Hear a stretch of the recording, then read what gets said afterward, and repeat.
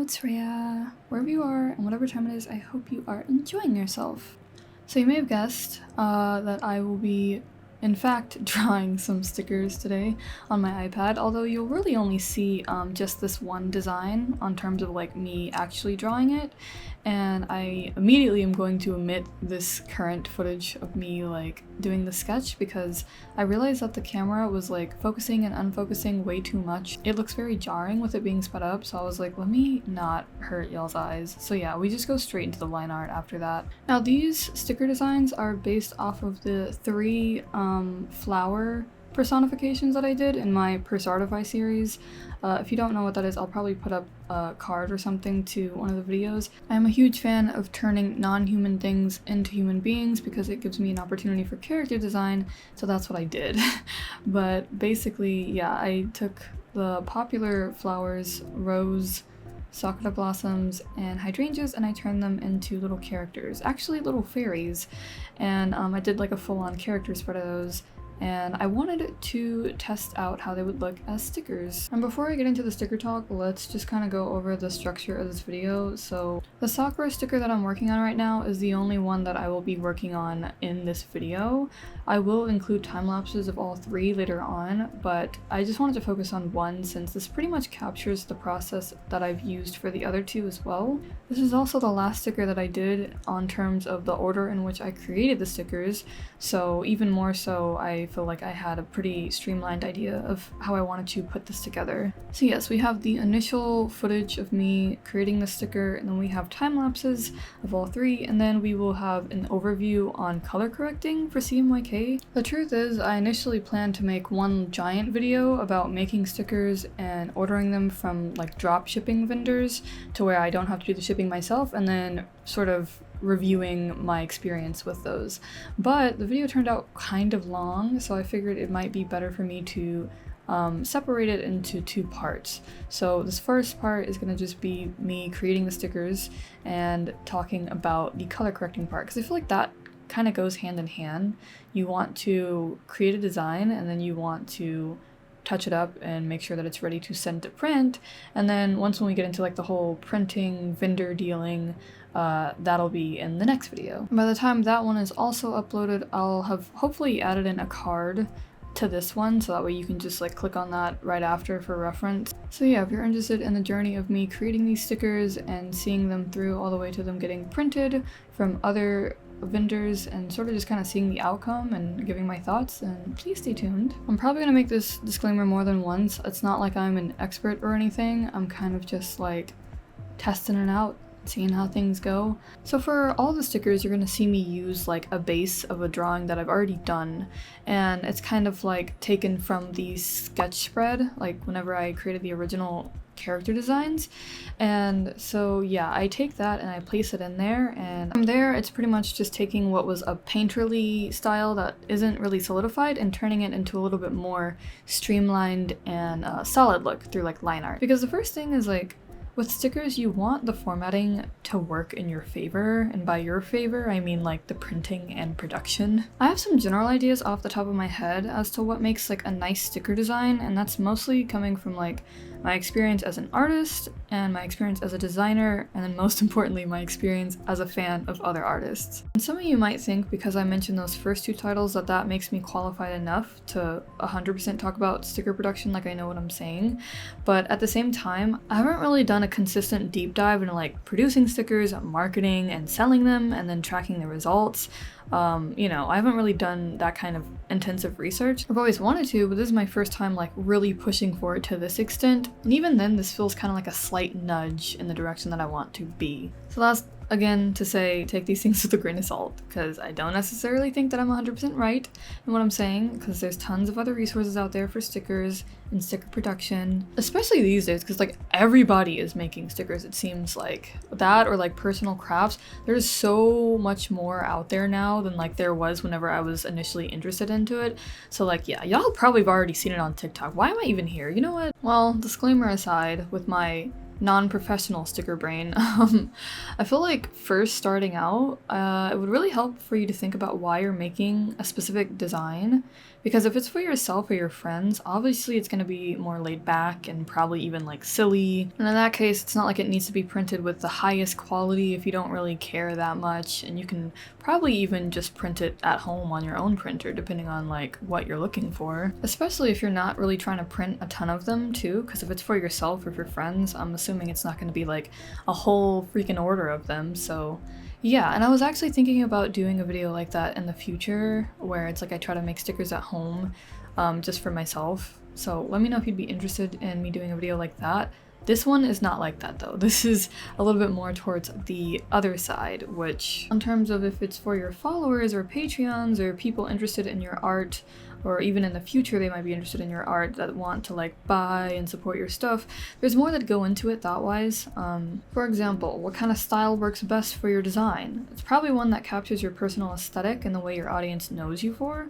I kind of want to say it's like, I would imagine it'd be like you're meeting in the middle with your own aesthetics versus like inspiration from what's like currently popular in demand, what's trendy. But then again, this is more on like the marketing side if you're like hoping to sell. And actually, I don't know, because like mid-script writing, I took a look at some of like the mini stickers that I've bought from artists like just online or through Artist Alley and stuff, and like you really might just be fine doing whatever you want, especially the first couple of times making them. Like, yes, you want to take into account what people might like and ask friends or do polls, but overall, I don't like whatever, honestly, like you just do what you want. Stickers are such a like fun, simple, cute item to get, and there's just so many things, like the possibilities are really endless. So you can make anything into a sticker, you can probably make it any kind of way you want. Like I probably could have kept it looking painterly like I did, so it's probably fine to just play it by ear, and I wish I could have told that to myself whenever I first thought of working on this. That being said, there's usually two kinds of ways stickers are like sold or like I guess put together, and you're probably familiar with both of them because one of them is a sticker sheet where it's like individual stickers, usually smaller than like 2 by 2 inches, are like put together on like a sheet of paper, maybe like, what's a decent size? Is A5 a proper size? I want to say around like A5. I don't know. Anyways, so they're either like that where they all come together, or it's like a larger individual sticker. And those are a little bit more popular with like artist alleys, I've noticed. Well, sometimes people do both. Honestly, you can always do both. Also, I'm sorry that it keeps going out of focus every now and then. Why did no one tell me? I say to myself, because I should have known better. But the stickers that I'm making in this video, I did plan on them being like individual as opposed to like a sticker sheet. But I don't know, because a sticker sheet would be possible too. Because I could either shrink them all on one and sort of have and like include their flowers as a part of the sticker sheet, or I could sell each of them on their own sticker sheet with like their flowers included on their stickers. Is that even making any sense? Either way, I'm like getting in over my head on something that I don't need to, once again. And for these chibi sticker designs, while I could have left them in the painterly style that they originally were in, personally, I feel like I just really like the idea of like touching it up through line art and things like that, and having a specific style that I can carry across to like similar stickers in the future. Because while I just stopped myself from lecturing you guys about stickers needing to be neat or clean, because realistically everybody is going to have a different way that they want to do it, I think that for me, line art and like a straightforward rendering style would really like help me keep the design streamlined. Because I want it to be where each sticker, it's clear how the silhouette goes and the overall design can read well at like a glance. And I also want them to have like a very clear style that I can consistently use across designs in the future, again, like unless it calls for like a certain look or aesthetic that I want to do for a specific set of stickers. Consistency is like really helpful for, I guess, my branding, if that makes sense. As it is for pretty much everybody, but I feel like also these are things that I'll probably only build up through the experience of creating stickers, so I am excited to work on that. That being said, I don't really know how well I got that across this time around. I did try to be consistent, but it's like looking back now that I've printed them and things like that, I've already seen like things that I feel like I can do better in the future. But I feel like I'm just always too hard on myself for no reason, and even though like, I feel like that's something that most people aren't as self-aware of, and usually I'm not, but in moments like this, I'm kind of like, why am I so picky about these certain things? Like, it's gonna be fine, it'll be okay, but it's so bad because I feel like my issue really stems from wanting everything to be perfect on the first try, and that is like deadass the most unrealistic thing I've ever heard. And yet, it doesn't stop me from thinking that way, so here we are, I guess. But no, it's like really unfortunate because it holds me back from like simply going for something that I want to do because I feel too inadequate for it. Many people sell stuff or conduct commissions while their adequacy or like their skills are at like many different points on the spectrum. Even if you suck or don't know a lot about something, that doesn't mean you're not allowed to do it. I mean, of course, hopefully you can at least learn more and improve while you're doing it, but it's like, basically, a start is a start, and it's better than nothing. It's better than me just sitting here in fear about, like, failing. And I feel so frustrated because I've known of selling art for years. I've watched several of my friends, like, make commissions or create some form of merch, and it's not like they always had all the answers. I've always wanted to do these things, but, like, the fear of messing up or not being good enough held me back from even trying. And now I'm salty because it feels like the competition is higher than ever, but it's fine. Because you just, like, it's whatever. I gotta do something. I feel like I should at least do it for myself. Honestly, 12-year-old me would lose her mind to see any of the merch that I make today, and if I continue, it really can only improve, so I digress. All that to say that, I hope I can continue to create, like, cute little things that I can share with people one day. And I know it's so simple, and I know so many people have the same wish, but, like, it's kind of all I want on terms of a career. Like, if one person out of 8 billion can find some of my art worth cherishing, then I'll say living was worth it. But not to tangent into like existential conversations right now, we're here for the stickers, so...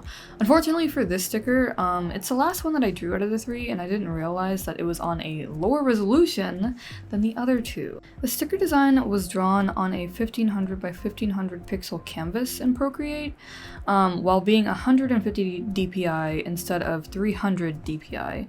And for print, you more or less always want to use like 300 DPI because it's high resolution. I mean, spoiler alert, the results weren't horrible with 150 DPI, but I was sad that I noticed it basically after the drawing was done. So that's why whenever you see me like zoomed in, or even like right now, you can already see the pixels on the line art. When you see that, that's kind of like a red flag. I should have known then, but for some reason, like, I was like, I wonder why it's like that, and that just completely crossed my mind. Looking back at it now, it's kind of interesting because I really don't know why I ended up doing 150 DPI on this canvas, whenever I'm assuming I would have just been like duplicating the other canvases that were 300 DPI, but hindsight is 2020, so it'd be like that. But I still need to do my research on sizing in general. But for now, keep in mind that scaling down is always going to be easier than scaling up. That's why you should start with a bigger canvas, regardless of what you're planning. Because when you use rasterized art, aka art with pixels instead of vector, when you scale it up, it's going to look lower resolution. That's just how it works. So if you don't want it to be shoddy or blurry, keep that in mind. In the next bit, I will be going into color correcting, and honestly, it might not be that important. I don't know, do people still like color correct their file before sending it to print, like if it's digital art? Because I only did it this time because I worked in RGB for the other 2 sticker designs, but honestly it's a tricky game all around because no matter what, you're still editing like on a screen as opposed to like being able to edit and see what it looks like on print. So my initial reason for color correction is mostly just to ensure that the art will look its best quality whenever it gets printed, and really this is something that's probably most effective if you're printing from home or with your own printer, and it's more common, I'd want to say, with like traditional art as opposed to digital art, because with digital art you can always work in a CMYK workspace to begin with and you don't have to worry about converting from RGB to CMYK, but with traditional art it's like it simply helps the process of how it looks from a picture to like making sure that the picture matches what it looks like in person. And while I said that this is something probably most effective printing from home or with your own printer, you can probably work with a vendor on it too if you can see them like in person, but otherwise it might be hard to tell like what's affecting how it looks, because how your art first looks whenever it's done digitally versus how it looks when it's printed out versus how it looks when it's like color corrected and then printed out, all of those can vary. Factors like your screen settings on your different tablets and computers versus like the printer settings itself, it affects a lot of how your art is going to look. Best case scenario, your art looks exactly like how you would expect it to over each platform, if that makes sense. So no matter what you change, even whenever you go from digital to print, they look similar. Like, it doesn't look drastically different.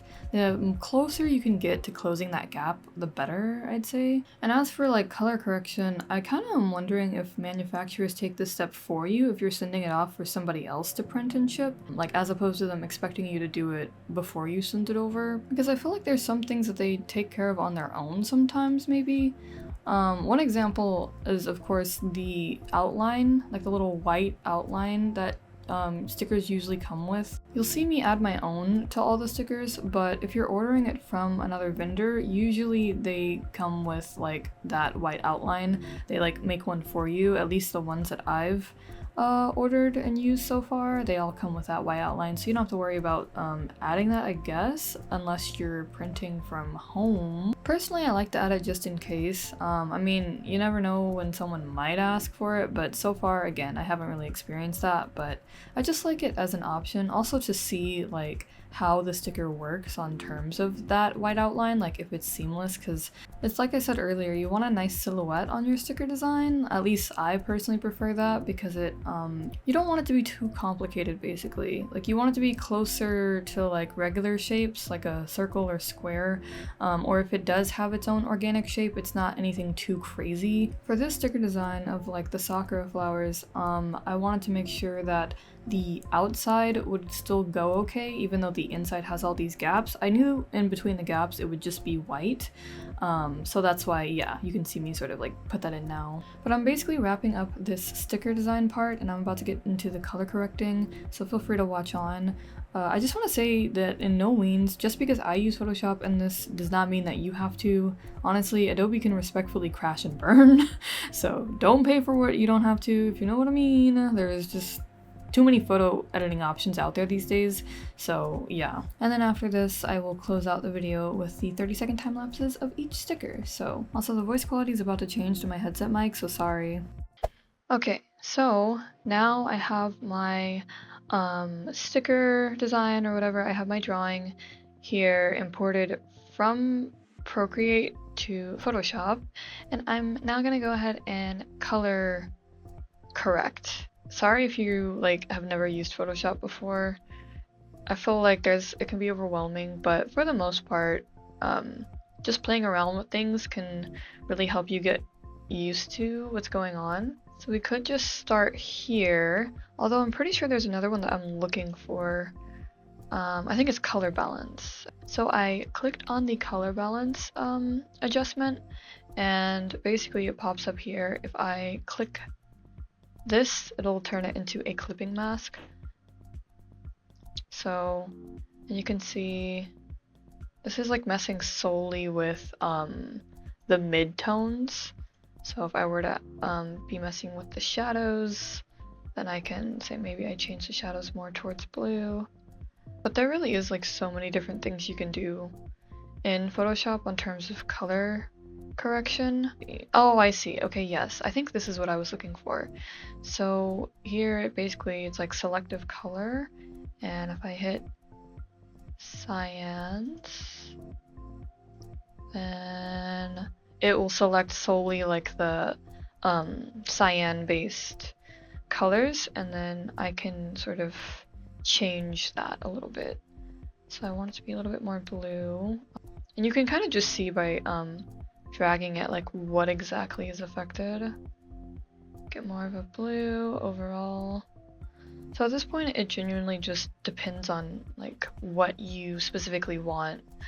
I know I initially wanted this to have like an overall softer look, so maybe not too strong of a contrast.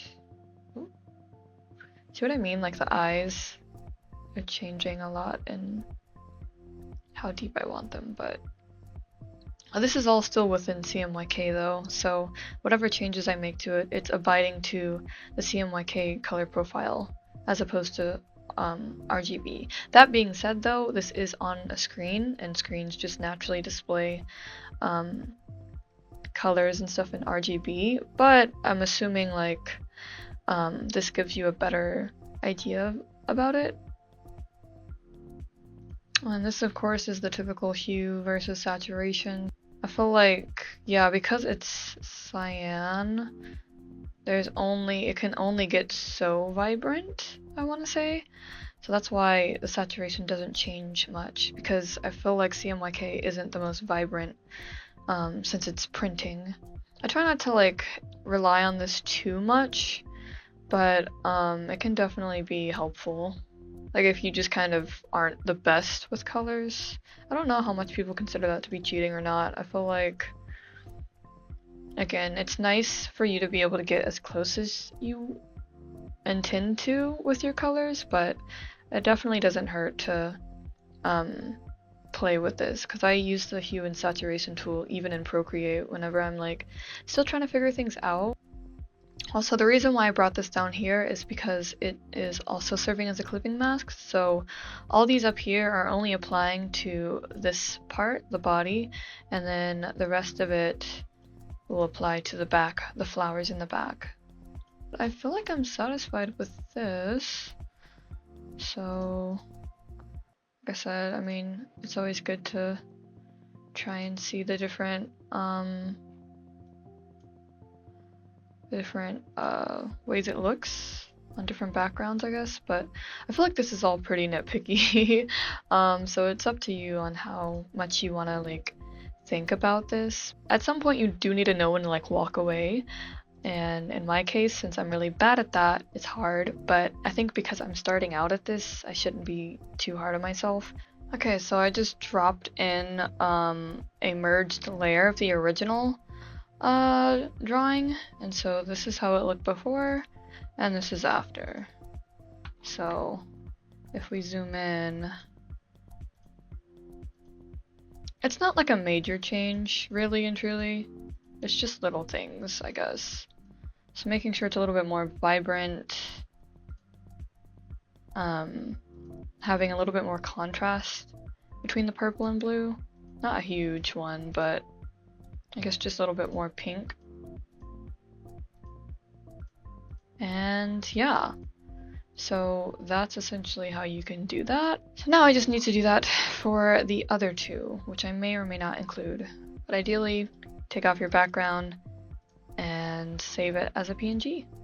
So yeah, that pretty much wraps it up. We're getting into the final time lapses. The next part will be in the next video, where I'll be exploring different art selling platforms that cover both the production and the shipping of these sticker designs. So I'll walk through the process of uploading all the way to ordering, and then finally opening and reviewing of these platforms and their sticker quality. And yes, Redbubble is one of them. So if you're interested, stay tuned. If you have any questions or input, or you just want to chat, you're more than welcome to comment below. Even if it's starting with small, cute little stickers, creating merch has been one of my dreams for a long time, and it's one step closer to being able to open an actual shop someday, so yeah, I look forward to it. But anyway, thank you guys so much for watching today's video. If you enjoyed your time here with me today, you can let me know by leaving a like. If you're interested to see more of my content, you can always check out my other videos and subscribe. For reference, if you are new, I am Rhea, or Etheria, and I like making art and art-related content on my channel. I do try to post weekly videos, but if you would like more timely updates, you can always check out my other social media linked in the description and also at the end of the video. I'm everywhere, just expanding on all social medias that aren't dying, but until next time, once again, thank you guys so much for watching. Wish you a nice rest of your day and week. Take care.